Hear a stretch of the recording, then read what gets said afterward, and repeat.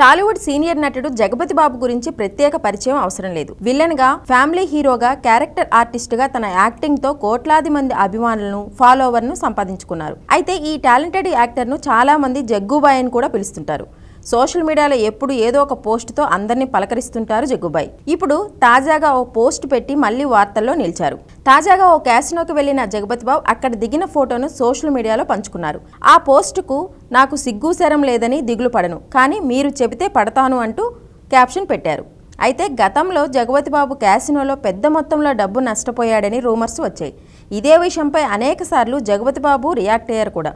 ఇప్పుడు చాలా ఏళ్ల తర్వాత క్యాసినోలో దిగిన ఫోటోను ఆయన పోస్ట్ చేశారు. అయితే ఈ ఫోటో ఎప్పుడు, ఎక్కడ అనేది చెప్పలేదు.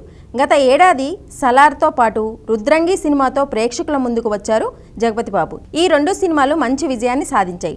ప్రస్తుతం జగ్గుబాయ్ సలార్ 2 చిత్రంలో నటిస్తున్నారు.